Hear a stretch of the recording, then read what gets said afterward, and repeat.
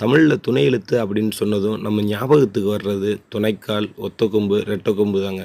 ஆனால் தமிழில் இது மட்டும் இல்லைங்க. இன்னும் பிறைசுழி, கொம்புக்கால், இணைக்கொம்பு, சாய்வுக்கீற்று, இறங்குக்கீற்று, பின்வளைக்கீற்று, மடக்கேறு கீற்று, மேல்விலங்கு சுழி இப்படின்னு இன்னும் பல துணை எழுத்துக்கள் இருக்குங்க.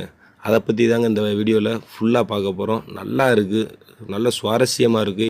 க அப்படின்ற உயிர்மெய் குறியில் எழுத ஒற்றை எழுத்து போதுங்க. ஆனால் கான்ற உயிர்மெய் நெடியில் எழுதணும்னா க அப்படின்ற முதல் எழுத்தும் அதை எடுத்து ஒரு துணை எழுத்தும் தேவைப்படுதுங்க. கான்றது 2 எழுத்துன்னு சேர்க்கையாக தெரியுங்க. அதே மாதிரி கோ அப்படின்றது ஓர் எழுத்தாக குறிக்கப்படுவது தான். ஆனால் கன்ற முதல் எழுத்துக்கு முன்னாடியும் பின்னாடியும் 2 துணை எழுத்துக்களை சேர்ந்து மொத்தம் 3 வகை எழுத்து வடிவங்களாக இருக்கிறத நம்ம பார்க்கலாங்க. தமிழில் உள்ள துணை எழுத்துக்கள் ஒவ்வொன்றுக்கும் ஒவ்வொரு பேர் இருக்குங்க. அதனை பயன்படுத்தி தான் நம்ம எழுதுகிறோம்.